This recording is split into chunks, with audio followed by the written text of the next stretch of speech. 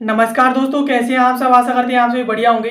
दोस्तों, अभी हाल ही में इनकम टैक्स डिपार्टमेंट की तरफ से एक नया रूल ऐड किया गया है और इस रूल के तहत नगद भुगतान को कम करने के लिए और डिजिटल भुगतान को बढ़ावा देने के लिए इनकम टैक्स डिपार्टमेंट के द्वारा ऐसा किया जा रहा है।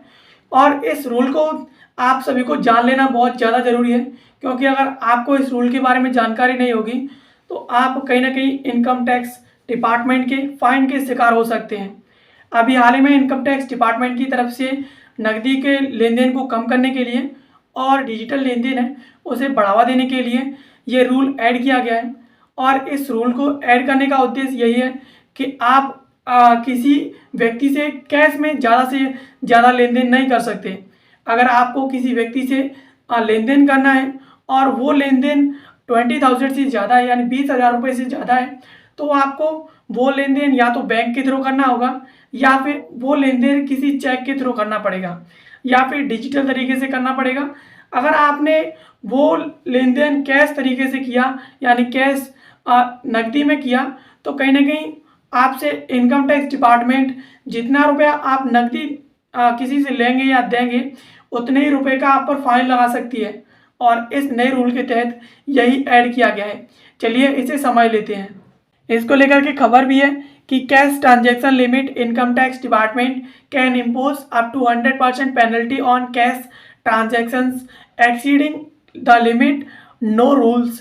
यानी अगर आपका ट्रांजैक्शन का जो लिमिट है, अगर आप उससे अधिक लेन देन करते हैं कैश से, तो आप पर 100% तक पेनल्टी लगाई जा सकती है।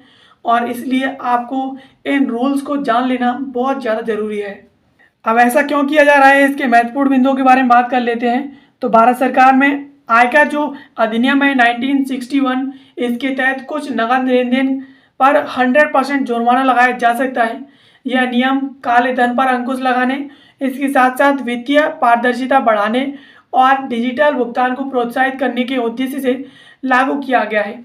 यानी इनकम टैक्स का एक एक्ट है 1961 का। इस एक्ट के तहत इनकम टैक्स डिपार्टमेंट नगद लेन देन पर 100% तक आप पर जुर्माना ठोक सकता है।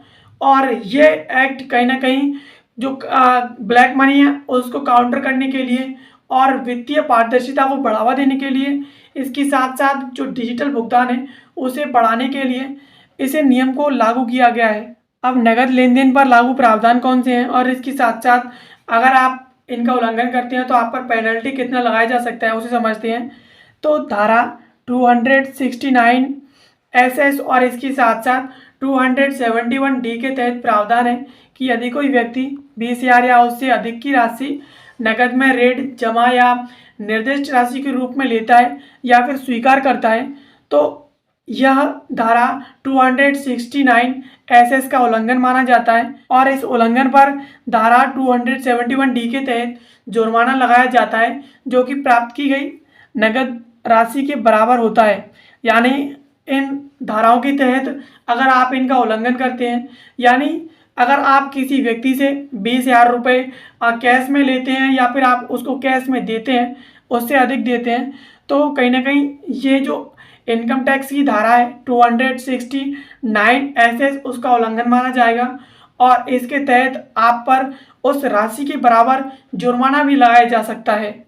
और इसके साथ साथ धारा 269 ST और धारा 271 DA इनके अंतर्गत प्रावधान है कि यदि कोई व्यक्ति एक दिन में एक लेन देन में या एक अवसर या घटना के संबंध में 2 लाख या उससे अधिक की नगद राशि प्राप्त नहीं कर सकता। इस नियम का उल्लंघन करने पर धारा 271 DA के तहत प्राप्त नगद राशि के बराबर जुर्माना लगाया जाता है। यानी अगर आप एक दिन में एक लेन देन में और एक किसी घटना या अवसर पर 2 लाख रुपए से अधिक राशि प्राप्त करते हैं, तो ये कहीं ना कहीं इनकम टैक्स की धारा 269 ST का उल्लंघन माना जाएगा। और इसमें धारा 271 DA के तहत आप पर जुर्माना लगाया जाएगा और ये जुर्माना कहीं ना कहीं उस राशि के बराबर हो सकता है जो राशि आपने प्राप्त की हो। और इसके साथ साथ धारा 269T और धारा 271E इनके अंतर्गत प्रावधान है कि यदि कोई व्यक्ति 20,000 या उससे अधिक की ऋण या जमा राशि नकद में चुकाता है तो यह धारा 269T का उल्लंघन होगा और इस पर धारा 271E के तहत चुकाई गई राशि के बराबर जुर्माना लगाया जा सकता है। यानी अगर आप 20,000 या उससे अधिक की राशि ऋण में लेते हैं या फिर चुकाते हैं तो ये कहीं ना कहीं इनकम टैक्स की धारा 269T का उल्लंघन होगा और इसके तहत आप पर धारा 271E के तहत चुकाई गई राशि के बराबर जुर्माना लगाया जा सकता है। और इसके साथ साथ धारा 40A सब क्लॉज 3 इसके अंतर्गत प्रावधान है कि व्यावसायिक खर्चों के लिए 10,000 और परिवहनकर्ताओं के लिए 35,000 से अधिक की नकद भुगतान करने पर वह खर्चा कटौती के लिए अयोग्य होगा। यानी अगर व्यावसायिक रूप से आप 10,000 रुपये और परिवहनकर्ताओं के लिए 35,000 रुपये से अधिक अगर आप नकद भुगतान में खर्च करते हैं तो ये खर्च कटौती के लिए अयोग्य होगा।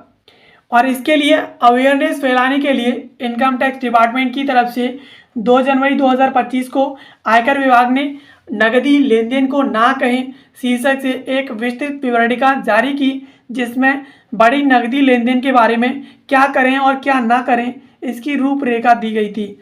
यानी 2 जनवरी 2025 को आयकर विभाग के द्वारा नकदी लेन देन को ना कहें एक शीर्षक जारी किया गया था और इस शीर्षक के अंतर्गत एक विवरणिका जारी की गई थी जिसमें पब्लिक को ये बताया गया था कि उन्हें क्या करना है क्या नहीं करना है और इसकी पूरी रूपरेखा उसमें दी गई थी।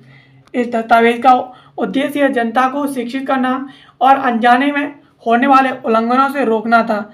यानी ये कहीं ना कहीं उस दस्तावेज जो इनकम टैक्स डिपार्टमेंट की तरफ से जारी किया गया था उसका उद्देश्य था कि कहीं ना कहीं लोग इसके प्रति अवेयर हो जाएं और उनके द्वारा अनजाने में जो गलतियां हो जाती हैं उससे वो कहीं ना कहीं बच सकेंगे। और दोस्तों ये मेरा इंस्टाग्राम अकाउंट है, इसको आप फॉलो कर लीजिए और इसके साथ साथ अगर आपका कोई क्वेरी हो या कोई क्वेश्चन हो तो आप इस इंस्टाग्राम अकाउंट के थ्रू डायरेक्ट मैसेज करके मुझे पूछ सकते हैं और आपको उसका डायरेक्ट रिप्लाई भी मिलेगा। आशा करते हैं वीडियो आपको पसंद आई होगी। ऐसी वीडियोस के लिए आप हमें सब्सक्राइब कर लीजिए। बाकी मिलते हैं किसी अगली वीडियो में किसी नए और महत्वपूर्ण टॉपिक के साथ। तब तक के लिए आप सभी का बहुत बहुत धन्यवाद।